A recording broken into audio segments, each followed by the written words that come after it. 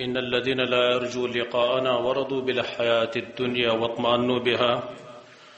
والذين هم عن آياتنا غافلون أولئك مأواهم النار بما كانوا يكسبون. زمارونو پدې باندې منګ ټول پويګو او هر ذي عقل چې کوم مسلمان ځان ته وي نو به دې خبره باندې یقین دی چې منګ ته یو بلوغات سفر په غاړه دی دې سفر د چاغنه ختمېدو واله دی دغه انتها نشته دنیا کې زمون کوم ژوند دی دا متناهي ژوند دی او ختمېدو واله دی دلته دا لږه زندگی چې الله موږ لرا کړې ده دا د دې لپاره دا چې په دې باندې او موږ غاړ ژوند ځان لګړو او هغه ډېره ګرانه سودا ده ډېره قیمتي سودا ده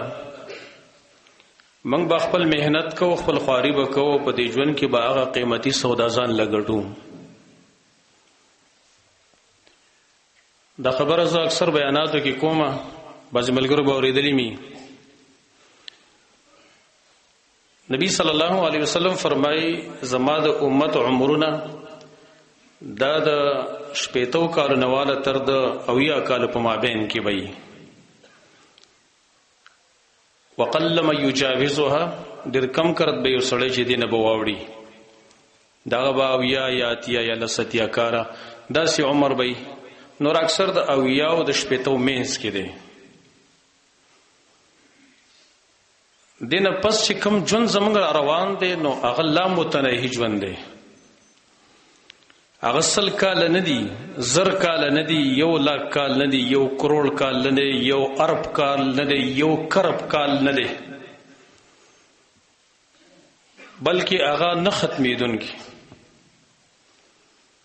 اوس په دې 500 شپېتو یو کال عمر باندې بززان لګټم څومره نه ختمېدونکي ژوند چې هغه د کربونو نه اخوا ژوند دی دا زه ګټم صرف په شپېتو یو کالو باندې ډېره د یو تعجب خبره دا ده چې الله رب العالمین دومره عظیم احسان والا دی ډېر محسن ذات دی چې موږ له ډېر غټ قیمتي شی په ډېر معمولی قیمت باندې راکوي قیمت والا ډېر غټ قیمت والا دی لیکن قیمت زموږ ډېر کم اخلي او زه اکثر مثال پیش کوم په یو غټ ښار کې یو غټ بیلډینګ دی خاریه کې دا بیلډینګونه ګرانه وي یو غټ بیلډینګ دی او هغه تقریبا د 2 کروڑ روپو دی د 2 کروڑ روپو بیلډینګ دی او یو تنه مال راکوي په 2 روپۍ باندې په 2 روپۍ باندې همدغه شان د مثال له خدا وسم کم اسې د مثال په تور ما وینور خو هغه نه ختمېدو واله د 2 کروڑ روپو بیلډینګ ماته په 2 روپۍ میلاویږي او بیا سره ولکه مو هغه 2 روپۍ هم دغه بیلډینګ والا نه ورکومه بیلډینګ می هوته واغستو سودا می وکړه لیکن هغه 2 روپۍ چې کم دی هغه زه نه ورکوم پورا چل ول پکې کوم اخوا دی خوا کوم یا ورکوم نو څه شي چيري پیری ول ورکوم زړې مړې ول ورکوم دا به زما بی انصافي کنه وای زمارونو دا بی انصافی ده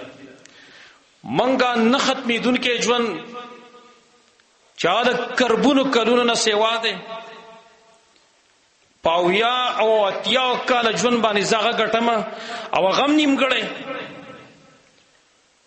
نیمګړې دا ده چې زمونږه عمر نیم خدا په خوب کې زی نیم خو زمونږ نه خوب کې لاړ باقی نیم عمر چې زمونږ سره پاتې دی پای کې 15 سال دا د ماشوموالی دی او د وړوکوالی دی د بلاغت تمخ کې چونکی مکلف نه یو منګه هغه خو پدې کې لاړه پاتې شو 15 سال کې نوجوانان هغه وای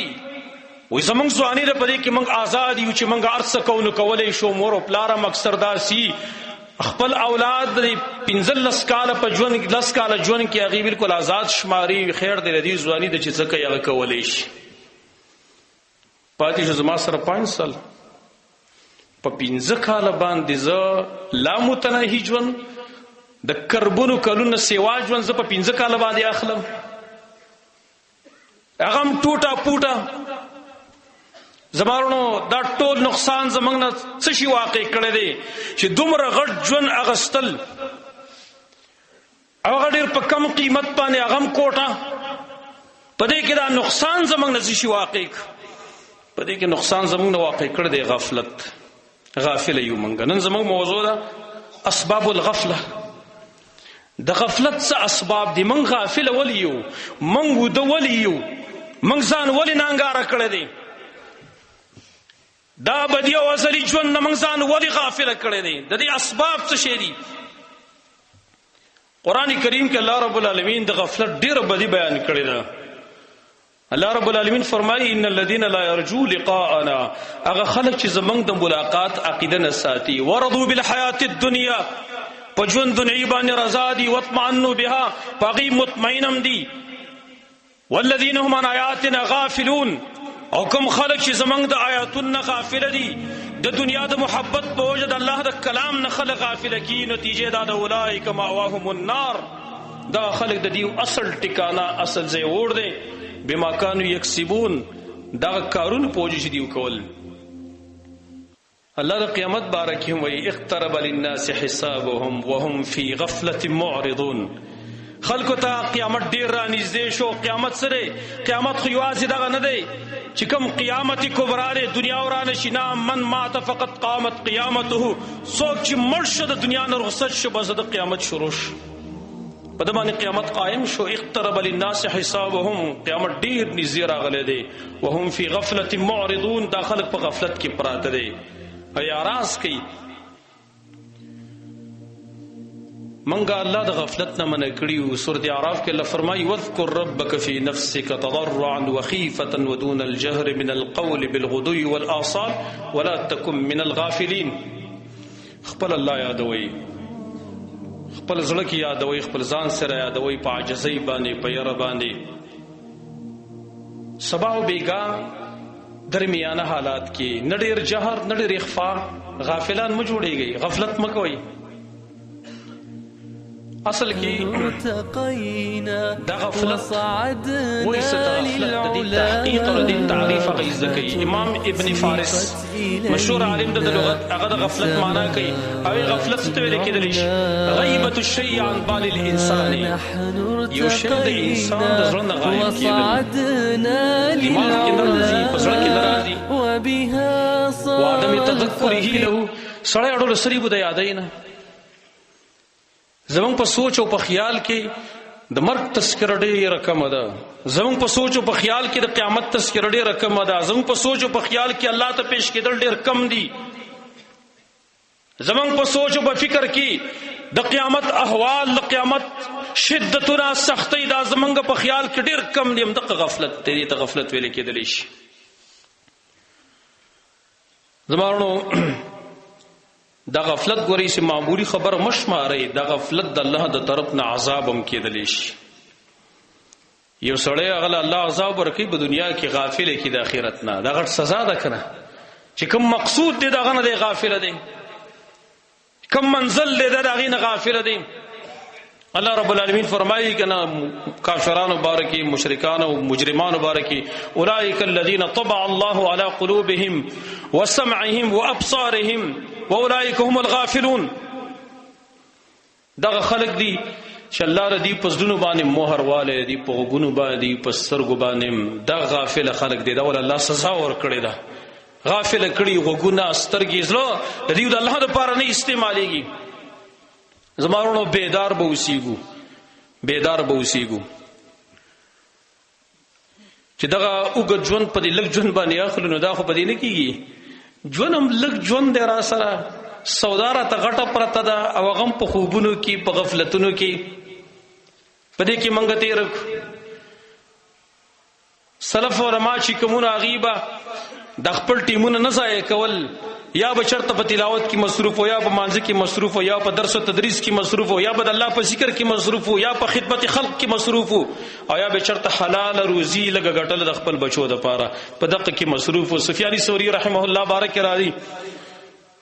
د خپل ځان دومره مصروفه کړو که چا وته ویلی وي چې سباله تمرې صرف یو ورستا سپاتې ده، د سره دومره مزید ټیم نو چې مزید عمل یې پکې کړی وي، نور مزید ټیم هغه سره نو. زمارونو د دې غفلت اسباب څه دي؟ موږ نه غفلت ولې واقع کیږي؟ غافل موږ ولې د آخرت نه، د خپل دین نه، د الله نه، د الله تذکره بالکل په زړه کې نه راځي، د الله محبت بالکل په زړه کې نه راځي. دا غافل موږ ولې د دې اسباب هغه زده کوي. اول نمبر سبب هغه د الانقطاع الكثير عن زيارة القبور وتذكر الموت والدار الآخرة. منګه کې غفلت زکه واقع شوه دی چې موږ چرته د قبرونو ملاقات لنزو، چرته په مقبره نه ورتیریږو چې دا زما اخیری ټیکانه ده. ځنې خلکو هم مقبرې صرف دې لپاره جوړې کړي چې هلته د قبرونو خلکو نه څه غواړي ځان له، هلته ډول سورنا بجاوي، غړاګانې کوي، هلته ځنو خلکو هم مقبره دغې دپاره ګرځولې ده. هغې نقصان دا وکړو چې مقبرې ته ځي اهل بدع بریلیان وغیرہ خو مقبرو ته ځي، لیکن غلط مطلب باندې ځي. هغې منګه بالکل سری و د پرېښود مقبرې لاړو له ورځونه. یو د زیارت القبور قبرونو ملاقات لمنګه چرته نزو. دارنګه د مرګ منګ چرته تذکره نه کوو، کمري چرته بل څوک بمري. د آخرت د هغې تذکره منګ خپل ځان سره نه کوو چې زمونږ آخرت ته تګ دی. د ای په وجه باندې زمونږ د غفلت ورځ په ورځ باندې سیوا کیږي. الله رب العالمین فرمایي مکنه الهاکم التکاثر حتی زرتم المقابر. تاسو غافل کلی وي ډیروالی د مالونو دنیا کې ورنه وتلی وي، حتی زرتم المقابر تر دې چې د قبرونو ملاقات وکړي، معنا د مرګ پورې د دنیا په دې ډیروالی پسې ورپسې شي وي. رسول الله صلی الله علیه وسلم یو پیر صحابه کرام ځان سره واغستل. حدیث تاسو بار بار اوریدل دی، صحیح مسلم کې حدیث دی. لاړ خپل مور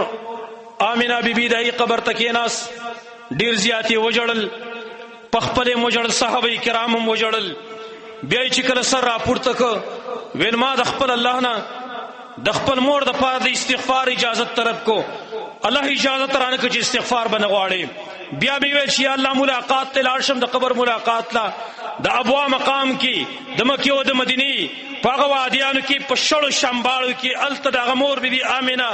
پرته ده. د هغې دپاره استغفار خو نه غوښتو ځکه الله منع کړی و، لیکن ملاقات یې چې وکړو نو ډېرې وژړل. او بیا صحابو د څه وایي د قبرونو ملاقات لځئ، قبرونه ملاقات کوي. فإنها تذکرکم الآخرة، ځکه دا صحیح آخرت ور یادوي. رسول الله صلی الله علیه وسلم دا فرمایل اکثروا ذکر هاضم اللذات. دا غشي تذکره ډیره زیاته کوي چې کم د انسان د دنیا خوندونه ختمي، خوندونه بالکل زیرو زبر کوي، خوندونه د انسان بالکل ماته. هغه شی یادوي چې هغه مرګ دی، بار بار یادوي، بار بار یادوي. څومره ډیر غټ غټ خلک وو، څومره مالونه ورسره وو، څومره جیدادونه ورسره وو، چدو چد بلډینګونه، د گاړو سه انتها نه وه، د ما الله او د اولاد سه انتها نه وه. لیکن نن هغه مرګ هغې په دغه قبر کې سملولی دي، وسې نه رسي چې راپاسېږي چې د خپل مال حال خو ته پوسي. بالکل خاموش. اکثروا ذکر هاضم اللذات. نبی وی بار بار یادوي. من کې دغه ماده نشته چې چرته لږ ځان لکینو او دا سوچ په دې زړه کې وکړو لږ ځان لکینئ. کله د شپې کله ځان لکینئ په دې کټ کې او په دې ګریوان کې دا سر ښکته کوي او لږ سوچ وکړئ چې پلاني ستا به څومره عمر نور پاتې، ته به څومره په دې دنیا کې نور ژوند دی، ستا نه به سا په کوم حالت کې خیږي، کوم ځای کې به دفن کېږي. ته که دفن شي نو الله چې کوم استاذ را لېږلي ملایک هغې له به جواب څه ورکړي. دا سوچ کوم یو کس کړی دی؟ دا سوچ زمونږ نشته. زما وروڼو دا غفلت دی زمونږ. نبی صلی الله علیه وسلم دا فرمای زور القبور، قبرون ملاقات کوي. فإنها تذکرکم الآخرة. دا تاسو ته اخرت در یادی او قیامت کې بیا هغه مجرمان چې کوم په دنیا کې غفلت نه کار اخیستلی دی، د مرګ نه غافله، د آخرت نه غافله، دای باره کې به الله څه فرمایي په ورځ د قیامت ونفخ فی الصور ذلک یوم الوعید، شپېلۍ پای کې و پوکې وکړی شي په ورځ د قیامت باندې او ویلی شي دا هغه ورځ د عذاب دی، هغه ورځ د وعدې ده. وجاءت کل نفس معها سائق وشهید، هر یو نفس براشي دغه سبا بوتلون کېمی گواه به ورسره ورسره یو کس پروان کړی بل کس پر د سره گواه ورسره. الله به ته فرمایي یا ملائک به ته فرمایي لقد كنت في غفلة من هذا، د دې قیامت ته په غفلت کې پروت وي، فکشفنا عنك غطاءك، منستانه هغه پرده غفلت لري کړه، فبصرك اليوم حديد، نن ورځ غستا نظر ډیر زیات تیز دی، نن خو بعد د قیامت اقرار کې چې اوشتره خو په دنیا کې ردین ډیر غافل وي. لقد كنت في غفلة من هذا، تر دې قیامت ډیر په غفلت کې پروت وي، څه په خیال کې هم نه رااله. دیو جن رسول الله صلی الله علیه وسلم یې پیر صحابه ته ویلو لو تعلمون ما اعلم لضحكتم قليلا ولبكيتم كثيرا ولخرجتم الى الصعودات وما تلذذتم بالنساء. کچرتا تاسو پویدلې پاغه احوال باندې پاغه هیبتون باندې چې په کم ز پویګم کم ماته معلوم دي، تاسو به ډیر جړلی وي او ډیر لږ بم خندلی وي، تاسو به چرته بیابانون تراوتلی او چغې به الله تعالی او تاسو به د خپل بیبیانو نه خوندونه نه وي اغستلی، لذتونه به تاسو د خپل بیبیانو نه وي اغستلی. خو کچره تاسو ته دغه مرحلات یاد وي او دا تاسو ته معلوم وي، خو تاسو ته معلوم نه دي. زمارونو دا غفلت من کې یو په دی وجه باندې راغلی دی، زمونږ خپل عاقبت او زمونږ خپل انجام ته فکر نشته دی. نوجوان ته موږ دا ویو، سپینګیری تلاول دا ویو، سپینګیری بوډا شوی، فصل چې کله وچ شي نو خلک غریبي، ستا درودلو ستا د لو کېدلو ټیم رانیزي شوی دی. ځوان ته ویو چې کله کله ورې شین فصل هم خلک غریبي، کله حیوانات خوري، ګړي بيزي په عملې کوي، کله کله داسي.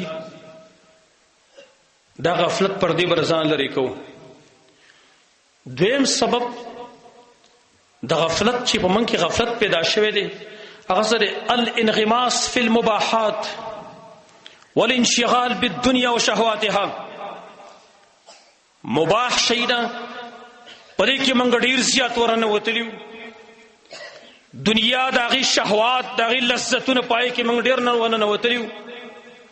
دای په نتیجه کې منګ په غفلت کې واقع شي او ټیک د مباحات الله منګ د پاره جایز کړی، دنیا دا اشیاء استعمال د موږ الله جایز کړي، دا موږ د ضرورت لپاره استعمالو، ډیرو پکې ورنه وځو. نبی صلی الله علیه وسلم دومره پورې ویلي ښکار بارکه ویلي ښکار بارکه. امام ترمذی حدیث نقل کړي من اتبع الصید غفلا، سوچ په ښکار پسې اور پښې شو هم غفلت کې واقع شي. ښکار د دنیاي مباح شی دی کنه، پای کې سړی په غفلت کې واقع کی، زی پسی روټي تیاری، موز تیاری، تلاوت تیاری، ذکر اذکار تیاری، مرغی پسې روان دي او دا خو موږ شریعت جایز کړي هم نه. سبحان الله. نوجوانانو واوري ښکار زمونږ د پاره شریعت جایز کړی دی او دای مبارک نبی وایي سوچ په ښکار پسې ور پسې شو مسل پس رواني د په غفلت کې واقع کی د خپل الله او د رسول او د آخرت نه. نه ځوانانو تاسو چې په هغه کارونه کې مشغوله وي چې کوم محرمات دي، کوم الله او رسول حرام کړی دي، نه خو غفلت کې خامخا سړی واقع کوي، لیکن دا غي سره سره په ګناه کې مبتلا وي. تاسو موږ ډېر پر الله پیدا کړو چې موږ به ټول ورځ او شپه یا تاش ته ناس یا بلړو ته ناس یا یو کار کړی یا بل کار کړی، موږ دې ته پر الله پیدا کړو. په بارانه کې وګوري، بارانه کې کله کله موږ دسي مدرسې ته زو په دې خوړ کې په بارانه کې الکانو چتري په ځان باندې ولي ولړو کوي بارانه کې. سبحان الله. ولې دومره غفلت پیدا شوه دی؟ یحیی علیه السلام بارک راضی واتینا الحکم صبیه، الله یې موږ دله پوی ور کړو پوډو کوالي کې. مفسرین ذکر کوي وای دا پلا روانو د ماشوم دی، ماشومان وتل چې راځلو بکو هل دا وتل چې ما خلقنا لهذا، الله موږ دې لپاره نه پیدا کړی. نه نوجوانانو تاسو خدمت کې درخواست کوم چې دا هغه کربونو نه سیوا زندگی هغه موږ په دې باندې کټو چې زه په خپل کې ناسم لړوان بکوم زه هغه په دې باندې کټم چې زه به تاسو نه شپه ورس کوم زه په دې باندې هغه کټم چې کله د قران درس کېږي نو زه به پاکستان یا د خیبر د ظلمو د هغې میش کورم زما د الله کلام دومره سپک شو د آخرت د هیبتونه دومره سپک شول چې زه به د ظلمو د میش دپاره د قرآن او د حدیث درس پرېږدم زه به فرض مونځ پرېږدم او څه کې غاټه تمه مې ده چې د کربونو نه سیوا زندگی هغه به زه په دې باندې ګټم چې په خوړ کې به زه تاش ته راسم زه به د ظلمو میش کورم او فرض مونځ به زه پرېږدم زما ورونو دا زموږ غفلت دی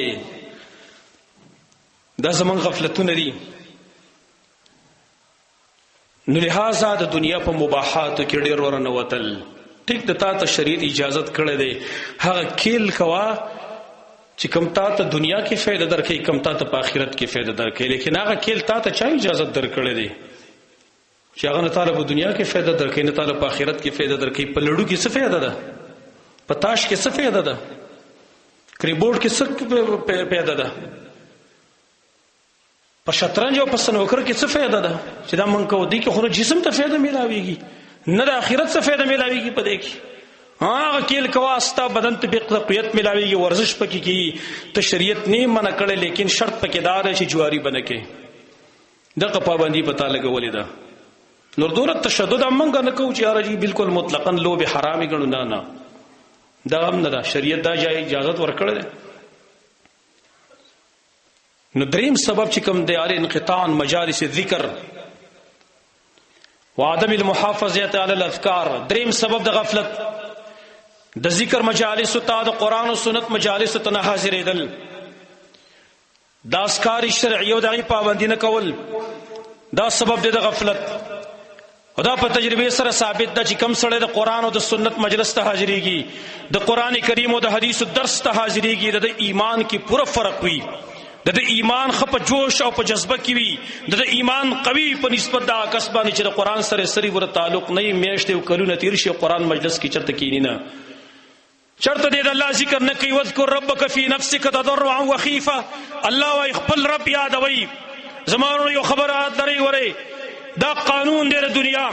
اصل کې موږ خپل الله ځکه نه یادو زمونږ نه خپل الله يرته دغه محسن الله شپور شي موږ سره احسانات کوي موږ دغه احسانات ته نه ګورو موږ دغه عظمت او لوی ته موږ نه ګورو موږ همیشه دغه په غفلت کې پراته سری بده یادونه او قانون دار من احب شيء اکثر ذکره سوق چې دی یو شي سره محبت ساتي دغه تذکرم ډیره زیاته کوي موږ چې الله نه یادو دا دلیل دی چې زمونږ د الله سره مینه نشته دا قانون دی کنه دی د چا چې د چا سره مینه ډیره کنه دا بار بار تذکره کوي زمونږ د الله سره مینه نشته ځکه ته یاد نه که زمونږ د الله سره مینه وي موږ په مخه باندې الله یادولې او الله څومره خوږی خبره موږ ته کوي فذكروني اذكركم ما یاد کې زه به تاسو یاد کم ما یاد کې زه به تاسو یاد کم زمارونه څومره چې سړی الله نه یاد یاغونه د الله نه دی لري ګوره امام ابن القیم رحمه الله مدارج السالکین کې علیږي کنه وعلى قدر غفلة العبد عن الذكر يكون بعده من الله څومره چې سړی د الله د ذکر نه غافل اقونه دی د الله نه لري دا فکر او دا سوچ خو زمونږ نشي موږ الله ته نږدې کوم موږ الله ته لري څلورم سبب الانقطاع عن بيوت الله د الله د کورونو نه انقطاع اختیارول مسجد ته نه راتل دا سبب د غفلت دی قرآن کریم دغه تلاوت نه کول دارنګي موز د جمع پر خودل دا سبب د غفلت دی الله رب العالمین د مؤمنانو صفت کې دا فرمایلی دي او اصل کې د جمعاتونو دغه عظمت الله مون ته ذکر کړی دی یو مثال بیانې د ایمان والو د ایمان والو مثال بیانې چې د هغه پزلو کې د ایمان دا پشان تر ډیوی دی او دا دیو بلیږي نو دا کمزې کې بلیږي فی بیوت اذن الله ان ترفع ويذكر فيها اسمه الله دا دیوام دا پاک کورونو کې بل کړی دا چې الله حکم کړی چې دا دې پورته کړی شي ويذكر فيها اسمه او پای کې د الله نوم یاد کړی شي يسبح له فيها بالغدو والآصال او د الله د پاره په دې کورونو کې پاکی بیانې تسبیحات بیانې سبا او بیگا سوکي بیانې رجال لا تلههم تجارة ولا بيع عن ذکر الله سړی یادې ګوره چې سړی توپ پکې دی د الله په مساجدو کې د الله په کورونو کې د الله ذکر پورته کوي او د سړی توپ پاده پکې دا چې داسې سړی دي داسې نران خلق دي رجال دي لا تلههم تجارة چې تجارت نه غافل کوي ولا بيع السوداء غافل کوي عن ذکر الله د الله ذکر نه و اقام الصلاه د پابندي د مانځنه و ایتاء الزکات او د ورکول زکات نه دا ولی دیو دا کورونو کې د الله ذکر پورته کوي د الله کلام هغه پورته کوي يخافون يوما تتقلب فيه القلوب والابصار اصل کې دا غورز نه یریږي چې د انسان زړونه او سترګې دا به ګډوډي شي پایږي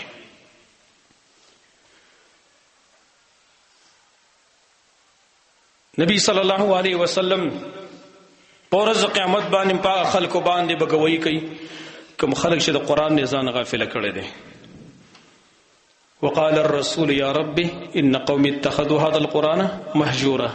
رسول بوي یا الله زما دي قوم دي خلق چا باندې کوي کی ما او تا باندې کوي کی کنه الله فرمایي نبی صلی الله علیه وسلم فرمایي د الله په عدالت کې افیل کوي زمنګ نبی کوي زمنګ په خلاف کې د قران په باره کې وقال الرسول يا رب ان قوم اتخذوا هذا القران مهجورا رسول بوای چې سما رب سما دي قوم دا قران پر خودلیو ته په خپل لک سوچ وکړه چې د الله عدالت وی اپیل رسول الله صلی الله علیه وسلم کوي او په باره د قران کې کوي د دې اپیل به څه حیثیت کنه وي او زما واستو مبارکي کوي آیا په ورځ د قیامت باندې زدا جواب کولای شم کله چې رسول الله صلی الله علیه وسلم زما خلاف اپیل دایر کی زدا ویلې شم چې زه قرآن نه زکه غافلم قرآن ته زکه نه کې راستمه ما سره ټیم نو ما تاش کاو ما لډو کاو ما د پیښور د ظلمو میش کو ته ما فلان کار کاو ما فلان کار کاو آیا دا عذر په ورځ د قیامت زما صحیح دی د الله په دربار کې دا چرته نه لري صحیح زما ورونو لہذا قرآن للی قرآن چې څوک لولي دا بغافل کیږي نه دیو جن یو حدیث صحیح کې راغلی نبی صلی الله علیه وسلم فرمایي حاکم المستدرک کې نقل کړی دی خاص کر د شپې بیا چې کله قرآن څوک لولي د شپې په مانځ کې دا به د غافلانو نه حساب نه ګوري نبی صلی الله علیه وسلم فرمایي من قرأ 10 آیات فی لیلة لم یکتب من الغافلین چا چې د شپې په مانځ کې لس آیتونه ولوست هم به د غافلانو نه الله نه لیکي د غفلت ماده به د ختمې دی به غافلانو کې نه پته ولګي د قرآن غفلت کول د مانځ نه غفلت کول دا سبب دی اصل کې د غفلت عن الاخره دا سبب د غفلت دی چې قرآن تسره توجه نه کوي اخرت تسره توجه نه کوي ذکر تسره توجه نه کوي زمرو بیدار به وسیږو ان شاء الله بیدار به وسیږو لګ ژوند دې لګ ټیم زموږ سره پاتې لري په دې باندې ډېر غټه سودا کولی او چې دا لګ ژوند چې زموږ سره قیمت ته په دې باندې مونږ ډېر غټه سودا کوو چرته دا قیمت زموږ کوټه نه وي دا قیمت زموږ چرته کوټه نه وي چې راته ویل شي چې بای دا سودا خو ته نه ملويږي تا خو چې کم قیمت راولې دا خو کوټه ده دی خو هیڅ نشته دون غټه سودا مونږ ته ملاویږي په لږ قیمت باندې الله رب العالمین نو سوال لای شي